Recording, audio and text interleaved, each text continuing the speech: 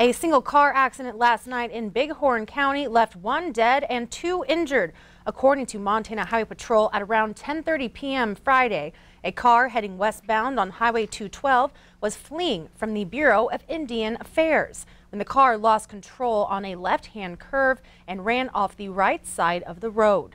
The 17-year-old male and 21-year-old female who were not wearing seatbelts were ejected from the vehicle. A 15-year-old girl was also in the car. The male died at the scene of the accident and the 2 females were transported to a hospital in Billings. Alcohol and speed are considered factors.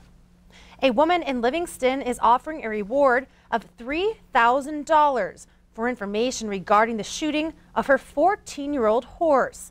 It was around 10 a.m. Tuesday morning when Tracy Gubler got a call about her horse laying dead in her pasture. Gubler says both a livestock investigator and veterinarian have both confirmed the horse was shot and killed earlier that morning. Gubler's other horse was fine, but she says someone else's horse was badly injured. I was sick. I couldn't fathom that anybody would shoot a horse. They're not bad neighbors. They don't bark. They don't do anything to hurt anybody. So we were pretty upset about the whole process. And then my daughter didn't sleep for a whole day. You know, it's been hard. And Northern Cheyenne tribal members mourned and remembered a 14-year-old girl whose body was found a few weeks after she was reported missing near Busby.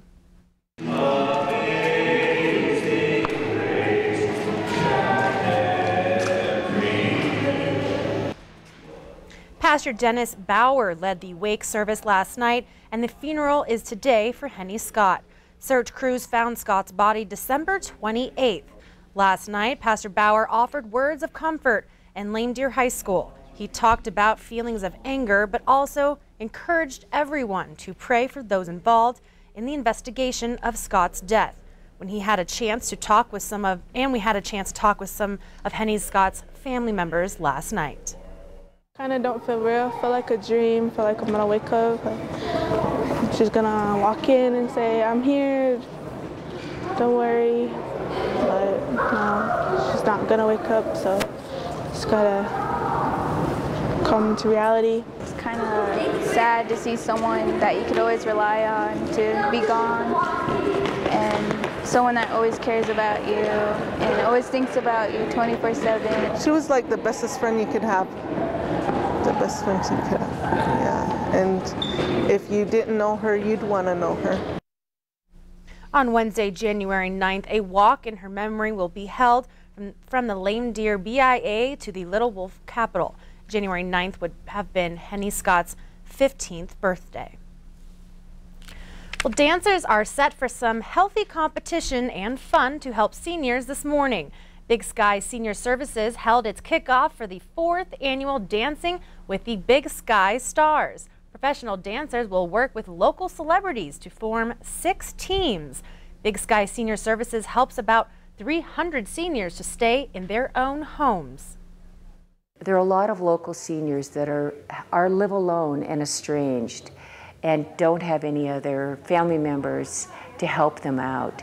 We become that family. Our organization becomes that family for those homebound seniors. They probably put in at least 25 to 40 hours of practice time before the event. There's a lot of pride in accomplishing this. I didn't have any dancing experience. It was a challenge, but it was a great pleasure and an adventure for me. I'm honored to be here to support this program, and it's very fulfilling to see the smile on the elders, of these seniors that we're helping in the local community. The competition will be held on April 12th at Hilton Doubletree Inn.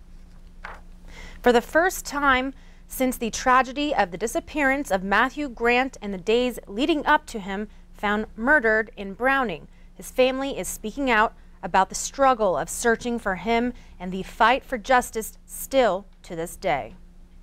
December 2018 marks 2 years. Justice is something, it seems so close yet so far away for everybody. For a Browning family searching for answers. They had these flyers, distributed them through Great Falls, Kalispell, Shelby. When Matthew Grant went missing, the family acted immediately. Because he didn't know really hardly anyone in Browning, because he was always with my nephews or his cousins. And in that day, he wasn't with any of them, and that's why I knew something happened. Asking for help from those around them, including law enforcement. And what was upsetting was when we, the second or third day when he was missing, we did ask the police for help.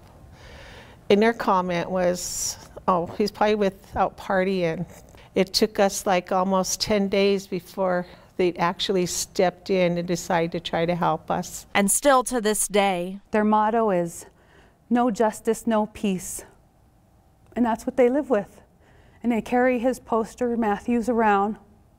And the young ones will, just add the blue, no justice, no peace, from the little tiny ones, because they know what they're working for. They fight for justice not only for Matthew, but for others. These people are running in our community. Majority of the community knows who they are.